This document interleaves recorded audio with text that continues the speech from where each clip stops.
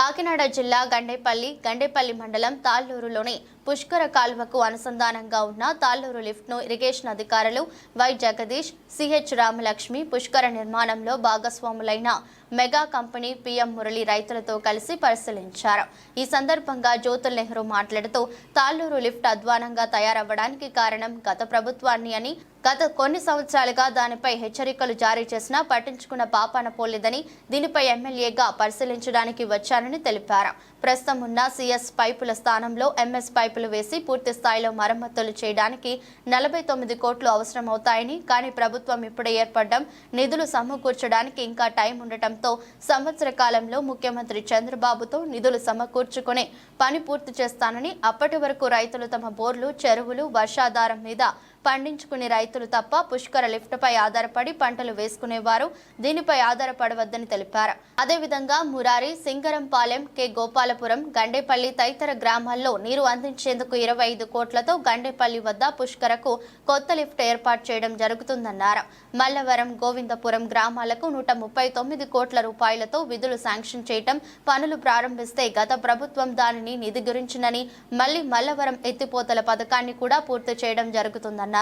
అదేవిధంగా నరేంద్రపట్నం, మావిడాడ, ఇర్రిపాక గ్రామాల్లో 5 కోట్లతో పురుషోత్తపట్నం ఎత్తిపోతల పథకం నుండి పైపుల ద్వారా నీరు అందించడం జరుగుతుందని తెలిపారు.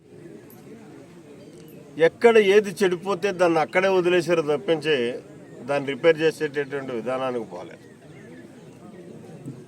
తీరా ఈరోజు అధికారులతోటి అలాగే దీన్ని నిర్మాణం చేసినటువంటి నిర్మాణంలో భాగస్వామి అయినటువంటి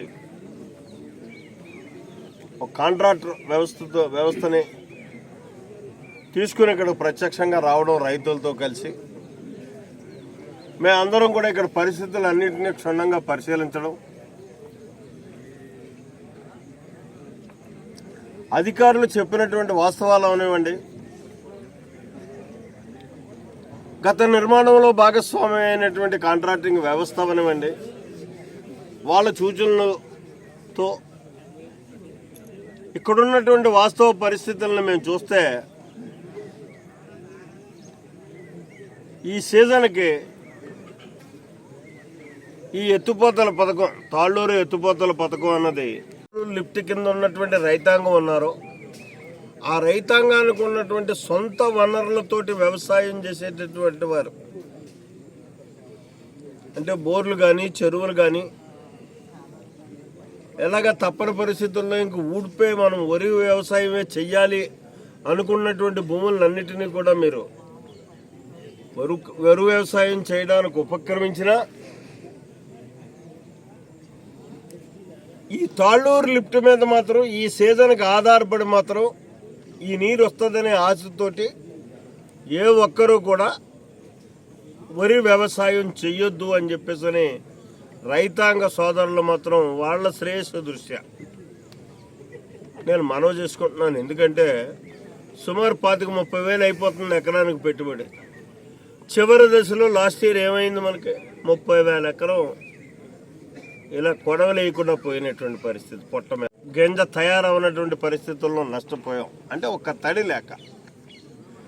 అదే పరిస్థితులు ఇవాళ వాతావరణ నిపుణులు చెప్తున్నారు వర్షాలు ఎక్కువగా ఉంటాయని చెప్పేసి. అయినప్పటికీ వర్షాలు ఎక్కువగా ఉంటాయంటే ఎప్పుడు ఉంటాయి? ఏదైనా ఒక డ్రై స్పెల్ తగిలితే ఒక 15 రోజులు కానీ మనం సరిగ్గా ఆ పొట్ట మీదో ఏదో పరిస్థితుల్లో 15 రోజులు వర్షం పడకపోతే మనం వేసిన పంట అంతా కూడా పాడైపోయే పరిస్థితి వస్తుంది. అలాగని చెప్పేసి రైతుగా మన కర్తవ్యం అనువైనటువంటి వ్యవసాయాల మీద ఆలోచన చేయండి. వర్షం గట్టిగా కురిసినా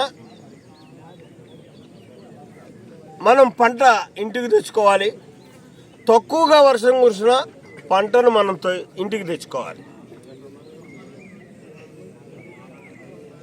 ఆ రకమైన రైతులుగా ఈ సంవత్సరం మీరు ఈ ఒక్క ఖరీఫ్కి మీరు వ్యవసాయం చేయండి, సహకరించండి. ఈ పాపం గత 5 సంవత్సరాల ప్రభుత్వాన్ని అని చెప్పి చెప్పక తప్పదు. ఎందుకంటే 5 సంవత్సరాలు బట్టి మనం గొంతెత్తి పలుకుతూనే ఉన్నాం, అయ్యా స్కీమ్ పోయింది, దాన్ని బాగు చేయండి, రిపేర్ చేయండి అని చెప్పేసి. ఒక్క రూపాయి కూడా దాని మీద ఖర్చు పెట్టకుండా దీన్ని మరింత నిర్వీర్యం చేసినటువంటి పరిస్థితి ఉంది. ఇవాళ ముఖ్యమంత్రి గారు ఇమీడియట్గా మనకి ఎంత ఖర్చు అయితే అంతా కూడా చేసుకోండి అని చెప్పేసి శాంక్షన్ ఇచ్చినా ఈ పనులన్నీ చెయ్యాలి అనుకుంటే 1 సంవత్సర కాలం పట్టేటటువంటి పరిస్థితి ఉంటుంది. కాబట్టి తేవడం చాలా ఏది ఏమైనా సరే ఖచ్చితంగా ఎన్ని నిధులైతే కావాలో దీనికి అన్ని నిధుల్ని కూడా ప్రస్తుతం అయితే 49 కోట్లు అని చెప్తున్నారు. ఇంకా పెరిగినా సరే ఆ నిధులను మాత్రం గౌరవ ముఖ్యమంత్రి గారిని అభ్యర్థించి ఖచ్చితంగా తేవడం జరుగుతుంది. ఈ పని తొందరలోనే మొదలెట్టించడం జరుగుతుంది. దానికి తగ్గటువంటి సరంజామానంతటినీ కూడా సిద్ధం చేసుకునే నేను ఇక్కడికి రావడం జరిగింది. ఇటు అధికారులు కానీ ఇటు కాంట్రాక్టర్లు కానీ ఈ రాష్ట్రంలోనే సమర్థవంతమైనటువంటి లిఫ్ట్ ఇరిగేషన్ స్కీములు చేయడంలో ఎక్కువ. ఇదే స్కీములో కొత్తగా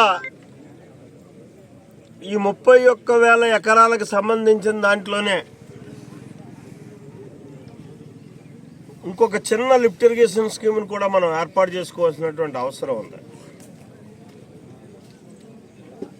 ఇటు కేగోపాలపురం కానీ సింగరంపాలెం కానీ అలాగే గండేపల్లి కానీ మురారి పోర్ట్ ఆఫ్ మురారి కానీ ఈ 4 గట్లకి నీరు ఎట్టి పరిస్థితుల్లోనే వెళ్ళినటువంటి పరిస్థితి ఉంది.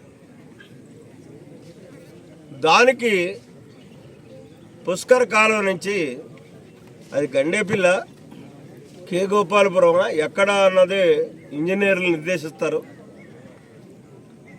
అది 25-30 కోట్ల రూపాయలు లేకుండా అలాగ కాలంలోంచి అలా ఎత్తుపోసేస్తే నీరు పరిగెట్టుకుని వెళ్ళిపోయేటట్టు పొలాలకు వెళ్ళేటటువంటి పరిస్థితి ఉంటుంది. కాబట్టి ఆ స్కీమ్ను కూడా ప్రపోజ్ చేయడం జరుగుతుంది.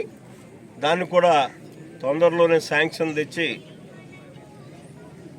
ఆ కార్యక్రమానికి కూడా మొదలు పెడతామని చెప్పి సందర్భంగా నేను మనవి చేసుకుంటూ, మరి మా వాళ్ళు చూస్తున్నారు అక్కడి నుంచి అలా బుర్రల పైకెత్తి